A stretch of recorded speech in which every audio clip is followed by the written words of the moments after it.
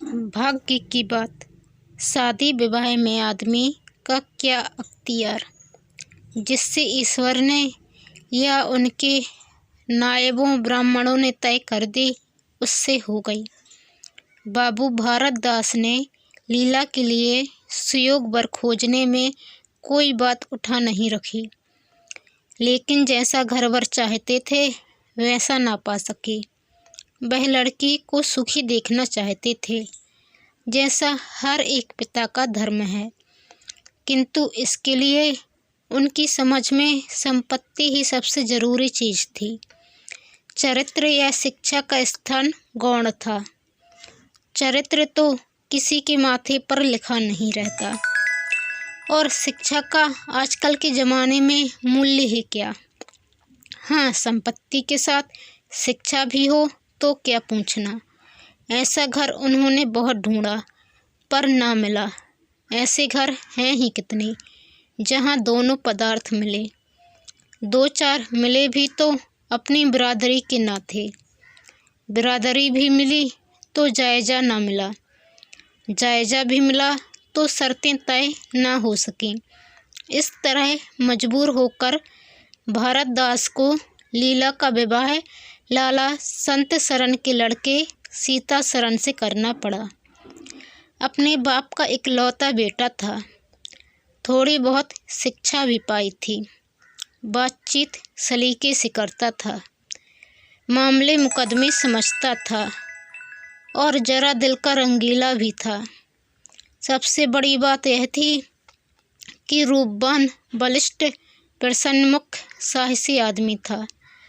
मगर विचार वही बाबा आदम के ज़माने के थे। पुरानी जितनी बातें हैं सब अच्छी, नई जितनी बातें हैं सब खराब। जायदाद के विषय में जमींदार साहब नए नए दफ़ों का व्यवहार करते थे। वहाँ अपना कोई अख्तियार न था, लेकिन सामाजिक प्रथाओं के कट्टर पक्षपाती थे। सीता शरण अपने बाप को जो करते या कहते देखता, वही खुद भी कहता और करता था। उसमें खुद सोचने की शक्ति ही ना थी। बुद्धि की मंदता बहुधा सामाजिक अनुदारता के रूप में प्रकट होती है। लीला ने जिस दिन घर में पांव रखा, उसी दिन उसकी परीक्षा शुरू हुई। वे सभी काम जिनकी उसके घर में तारीफ होती थी यहाँ वर्जित थे। उसे बचपन से ताज़ी हवा पर जान देना सिखाया गया था। यहाँ उसके सामने मुँह खोलना भी पाप था। बचपन से सिखाया गया था रोशनी ही जीवन है। यहाँ रोशनी के दर्शन भी दुर्लभ थे। घर पर अहिंसा, क्षमा और दया ईश्वरीय गुण बताए गए थे। यहाँ इसका नाम लेने की भी स्वाधीनता ना थी। संत शरण बड़े तीखे, गुस्सेवर आदमी थे। नाक पर मक्खी न बैठने देती। धूर्तता और छल कपट से ही उन्होंने जायदाद पैदा की थी और उसी को सफल जीवन का मंत्र समझते थे। उनकी पत्नी उनसे भी 2 अंगुल ऊंची थी। मजाल क्या कि बहू अपनी अंधेरी कोठरी के द्वार पर खड़ी हो जाए या कभी छत पर टहल सके। प्रलय आ जाता, आसमान सिर पर उठा लेती। उन्हें बकने का मर्ज था। दाल में नमक का जरा तेज हो जाना उन्हें दिन भर बकने के लिए काफ़ी बहाना था। मोटी ताजी महिला थी। छींट का घांगरेदार लहंगा पहने, पायदान बगल में रखे, गहनों से लदी हुई, सारे दिन बरोठे में मांझी पर बैठी रहती थीं। क्या मजाल कि घर में उनकी इच्छा के विरुद्ध एक पत्ता भी हिल जाए। बहू की नई नई आदतें देख देख जला करती थीं। अब काहे को आबरू रहेगी, मुंडेर पर खड़ी होकर झांकती है। मेरी लड़की ऐसी दीदा दिलेर होती तो गला घोंट देती। ना जाने इसके देश में कौन लोग बसते हैं। गहने नहीं पहनती, जब देखो नंगी बुच्ची बनी बैठी रहती है। यह भी कोई अच्छे लक्षण हैं। लीला के पीछे सीता शरण पर भी फटकार पड़ती। तुझे भी चांदनी में सोना अच्छा लगता है, क्यों? तू भी अपने को मर्द कहेगा। वह मर्द कैसा कि औरत उसके कहने में ना रहे। दिन भर घर में घुसा रहता है, मुँह में जवान नहीं है, समझाता क्यों नहीं। सीता सरन कहता, अम्मा जब कोई मेरे समझाने से माने तब तो। माँ, मानेगी क्यों नहीं, तू मर्द है कि नहीं। मर्द वह चाहिए कि कड़ी निगाह से देखे तो औरत कांप उठे। सीता सरन, तुम तो समझाती ही रहती हो। माँ, मेरी उसे क्या परवाह, समझती होगी बुढ़िया 4 दिन में मर जाएगी, तब मैं मालकिन हो ही जाऊंगी। सीता सरन, तो मैं भी तो उसकी बातों का जवाब नहीं दे पाता। देखती नहीं हो कितनी दुर्बल हो गई है, वह रंग ही नहीं रहा। उस कोठरी में पड़े पड़े उसकी दशा बिगड़ती जाती है। बेटी के मुँह से ऐसी बातें सुन माता आग हो जाती और सारे दिन जलती, कभी भाग्य को कोसती, कभी समय को। सीता सरन माता के सामने तो ऐसी बातें करता, लेकिन लीला के सामने जाते ही उसकी मति बदल जाती थी। वह वही बातें करता जो लीला को अच्छी लगती, यहाँ तक कि दोनों वृद्धा की हंसी उड़ाती। लीला को इसमें और कोई सुख न था। वह सारे दिन कुढ़ती रहती, कभी चूल्हे के सामने ना बैठी थी, पर यहाँ पसेरियों आटा थोपना पड़ता, मजूरों और टहलुओं के लिए भी रोटियां पकानी पड़ती। कभी कभी वह चूल्हे के सामने बैठी घंटों रोती। यह बात ना थी कि यह लोग कोई महाराज रसोइयाँ ना रख सकते हों, पर घर की पुरानी प्रथा यही थी कि बहू खाना पकाए और उस प्रथा को निभाना जरूरी था। सीता सरन को देखकर लीला का संतप्त हृदय एक क्षण के लिए शांत हो जाता था। गर्मी के दिन थे और संध्या का समय। बाहर हवा चलती, भीतर देह फूकती थी। लीला कोठरी में बैठी एक किताब देख रही थी कि सीता सरन ने आकर कहा, यहाँ तो बड़ी गर्मी है, बाहर बैठो। लीला, यह गर्मी उन तानों से अच्छी है जो अभी सुनने पड़ेंगे। सीता सरन, आज अगर बोली तो मैं भी बिगड़ जाऊंगा। लीला, तब तो मेरा घर में रहना भी मुश्किल हो जाएगा। सीता सरन, बला से अलग ही रहेंगे। लीला, मैं तो मर भी जाऊं तो भी अलग ना रहूं। वह जो कुछ कहती सुनती है अपनी समझ से मेरे भले ही के लिए कहती सुनती है। उन्हें मुझसे कुछ दुश्मनी थोड़ी ही है।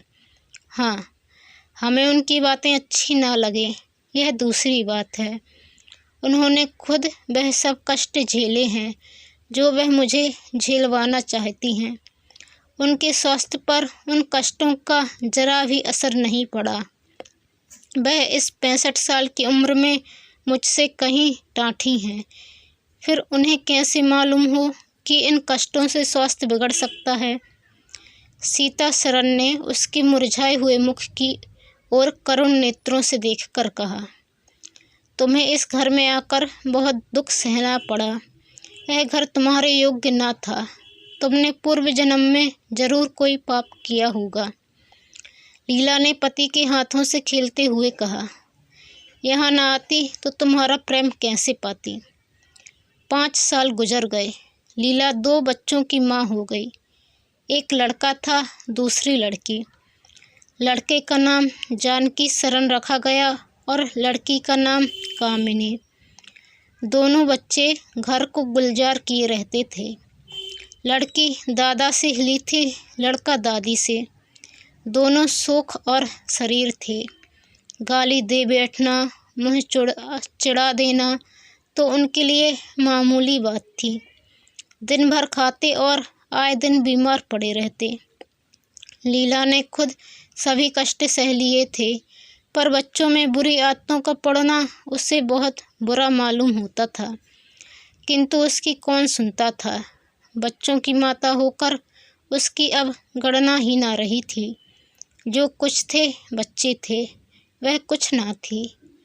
उसे किसी बच्चे को डांटने का भी अधिकार न था। सास फाड़ खाती थी। सबसे बड़ी आपत्ति यह थी कि उसका स्वास्थ्य अब और भी खराब हो गया था। प्रसव काल में उसे वे भी अत्याचार सहने पड़े जो अज्ञान, मूर्खता और अंधविश्वास ने स्वर की रक्षा के लिए गढ़ रखे हैं। उस काल कोठरी में जहाँ हवा का गुजर था, न प्रकाश का, न सफाई का, चारों ओर दुर्गंधता और सील और गंदगी भरी हुई थी। उसका कोमल शरीर सूख गया। एक बार जो कसर रह गई थी वह दूसरी बार पूरी हो गई। चेहरा पीला पड़ गया, आंखें धंस गईं। ऐसा मालूम होता बदन में खून ही नहीं रहा, सूरत ही बदल गई। गर्मियों के दिन थे। एक तरफ आम पके, दूसरी तरफ खरबूजे। इन दोनों फलों की ऐसी अच्छी फसल पहले कभी न हुई थी। अब की इनमें इतनी मिठास ना जाने कहाँ से आ गई थी कि कितना भी खाओ मन न भरे। संत सरन के इलाके से आम और खरबूजे के टोकरे भरे चले आते थे। सारा घर खूब उछल उछल खाता था। बाबू साहब पुरानी हड्डी के आदमी थे। सवेरे एक सैकड़े आमों का नाश्ता करते, फिर पसेरी भर खरबूजे चट कर जाते। मालकिन उनसे पीछे रहने वाली ना थीं। उन्होंने तो एक वक्त का भोजन ही बंद कर दिया।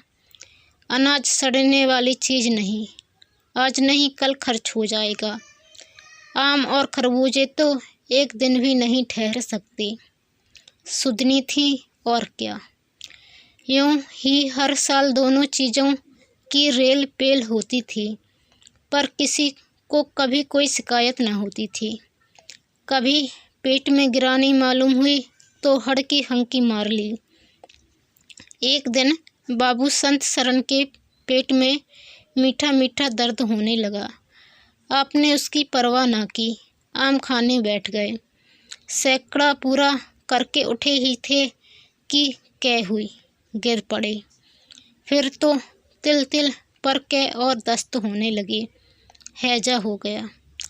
शहर के डॉक्टर बुलाए गए, लेकिन उनके आने के पहले ही बाबू साहब चल बसे थे।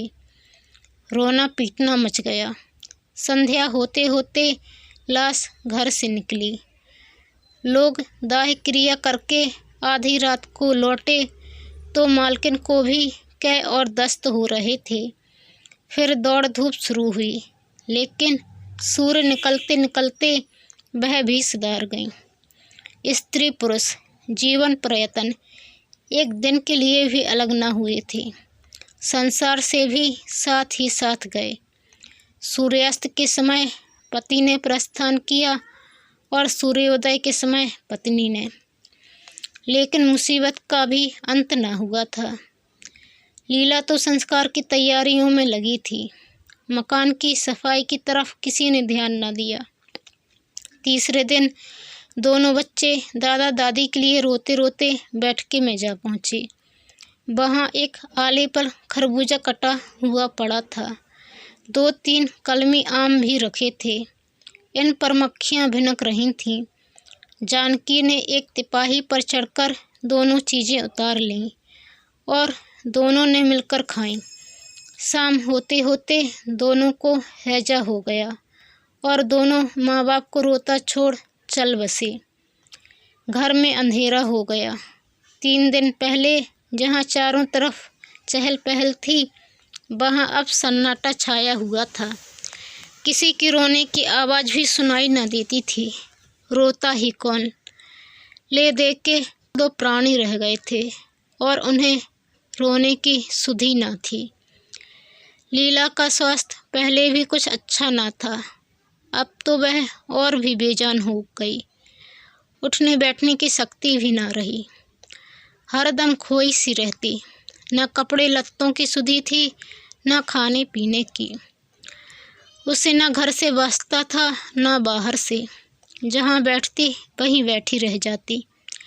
महीनों कपड़े न बदलती, सिर में तेल न डालती। बच्चे ही उसके प्राणों के आधार थे। जब वही न रहे तो मरना और जीना बराबर था। रात दिन यही मनाया करती कि भगवान यहाँ से ले चलो।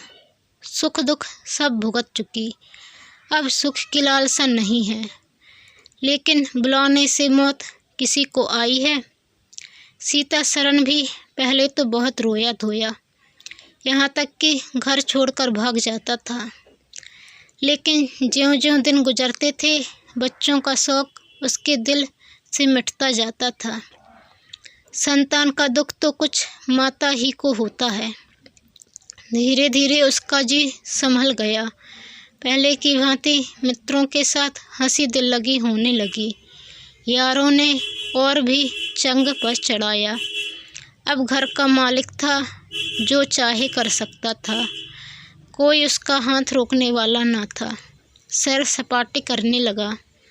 कहाँ तो लीला को रोते देख उसकी आंखें सजल हो जाती थीं, कहाँ अब उसे उदास और शोकमग्न देखकर झुंझला उठता।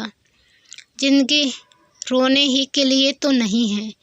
ईश्वर ने लड़के दिए थे, ईश्वर ही ने छीन लिए। क्या लड़कों के पीछे प्राण दे देना होगा? लीला यह बातें सुनकर भौंचक रह जाती। पिता के मुँह से ऐसे शब्द निकल सकते हैं? संसार में ऐसे प्राणी भी हैं। होली के दिन थे। मर्दाने में गाना बजाना हो रहा था। मित्रों की दावत का भी सामान किया गया था। अंदर लीला जमीन पर पड़ी हुई रो रही थी। त्योहारों के दिन उसे रोते ही कटते थे। आज बच्चे होते तो अच्छे अच्छे कपड़े पहने कैसे उछलते फिरते। वही न रहे तो कहाँ की तीज और कहाँ का त्योहार। सहसा सीता सरन ने आकर कहा, क्या दिन भर रोती ही रहोगी? जरा कपड़े तो बदल डालो, आदमी बन जाओ। यह क्या तुमने अपनी गत बना रखी है? लीला, तुम जाओ अपनी महफिल में बैठो, तुम्हें मेरी क्या फिक्र पड़ी है? सीता सरन, क्या दुनिया में और किसी के लड़के नहीं मरते? तुम्हारे ही सिरे है मुसीबत आई है। लीला, यह बात कौन नहीं जानता। अपना अपना दिल ही तो है, उस पर किसी का बस है। सीता सरन, मेरे साथ भी तो तुम्हारा कुछ कर्तव्य है। लीला ने कौतूहल से पति को देखा, मानो उसका आशय नहीं समझी। फिर मुँह फेर कर रोने लगी। सीता सरन, मैं अब इस मनहूसियत का अंत कर देना चाहता हूँ। अगर तुम्हारा अपने दिल पर काबू नहीं है तो मेरा भी अपने दिल पर काबू नहीं है। मैं अब जिंदगी भर मातम नहीं मना सकता।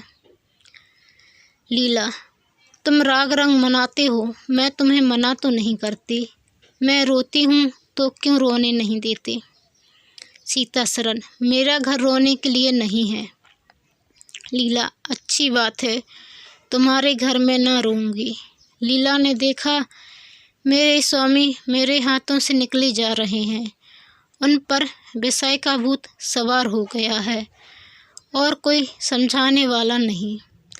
वह अपने होश में नहीं है। मैं क्या करूं? अगर मैं चली जाती हूं तो थोड़े ही दिनों में सारा घर मिट्टी में मिल जाएगा और इनका वही हाल होगा जो स्वार्थी मित्रों के चंगुल में फंसे हुए नौजवान रईसों का होता है। कोई उल्टा घर में आ जाएगी और इनका सर्वनाश कर देगी। ईश्वर, मैं क्या करूं? अगर इन्हें कोई बीमारी हो जाती तो क्या मैं उस दशा में इन्हें छोड़कर चली जाती? कभी नहीं। मैं तन मन से इनकी सेवा शुश्रूषा करती, ईश्वर से प्रार्थना करती, देवताओं की मनौतियाँ करती। माना इन्हें शारीरिक रोग नहीं है, लेकिन मानसिक रोग अवश्य है। आदमी रोने की जगह हंसे और हंसने की जगह रोए, उसके दीवाना होने का क्या संदेह है? मेरे चले जाने से इनका सर्वनाश हो जाएगा। इन्हें बचाना मेरा धर्म है। हाँ, मुझे अपना शौक भूल जाना होगा।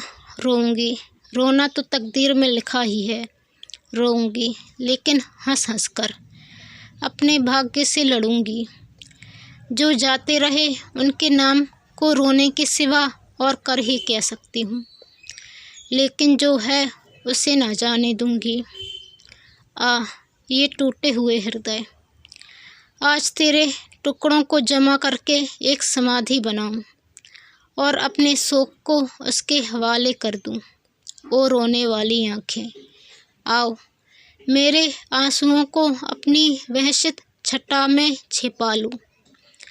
आओ मेरे आभूषणों, मैंने बहुत दिनों तक तुम्हारा अपमान किया, मेरा अपराध क्षमा करो। तुम मेरे भले दिनों के साथी हो, तुमने मेरे साथ बहुत व्यवहार किए हैं। अब इस संकट में मेरा साथ दो, मगर दगा न करना, मेरे भेदों को छिपाए रखना। लीला सारी रात बैठी अपने मन से यही बातें करती रही। उधर मर्दाने में धमा चौकड़ी मची हुई थी। सीतासरन नशे में चूर कभी गाता था, कभी तालियां बजाता था। उसके मित्र लोग भी उसी रंग में रंगे हुए थे। मालूम होता था इनके लिए भोग विलास के सिवा और कोई काम नहीं है। पिछले पहर को महफिल में सन्नाटा हो गया। हूहा की आवाज़ें बंद हो गईं। लीला ने सोचा, क्या लोग कहीं चले गए या सो गए? यकायक सन्नाटा क्यों छा गया? जाकर दहलीज में खड़ी हो गई और बैठक में झांक कर देखा। सारी देह में एक ज्वाला सी दौड़ गई। मित्र लोग विदा हो गए थे, समाजियों का पता ना था। केवल एक रमणी मनसत पर लेटी हुई थी और सीतासरन उसके सामने झुका हुआ उससे बहुत धीरे धीरे बातें कर रहा था। दोनों के चेहरों और आँखों से उनके मन के भाव साफ झलक रहे थे। एक की आँखों में अनुराग था, दूसरी की आँखों में कटाक्ष। एक भोला भाला हृदय एक मायाविनी रमणी के हाथों लुटा जाता था। लीला की संपत्ति को उसकी आँखों के सामने एक छलनी चुराए लिए जाती थी। लीला को ऐसा क्रोध आया कि इसी समय चलकर इस उल्टा को आड़े हाथों लूं, ऐसा दुत्कारूं कि वह भी याद करे, खड़े खड़े निकाल दूं। वह पत्नी भाव जो बहुत दिनों से हो रहा था जाग उठा और उसे विकल करने लगा, पर उसने जब्त किया। वेग से दौड़ती हुई तृष्णाएं अकस्मात न रोकी जा सकती थीं। वह उल्टे पांव भीतर लौट आई और मन को शांत करके सोचने लगी। वह रूप रंग में, हाव भाव में, नखे तिल्ले में उस दुष्टा की बराबरी नहीं कर सकती। बिल्कुल चांद का टुकड़ा है। अंग अंग में स्फूर्ति भरी हुई है, पोर पोर में मद झलक रहा है। उसकी आँखों में कितनी तृष्णा है, तृष्णा नहीं बल्कि ज्वाला। लीला उसी वक्त आईने के सामने गई।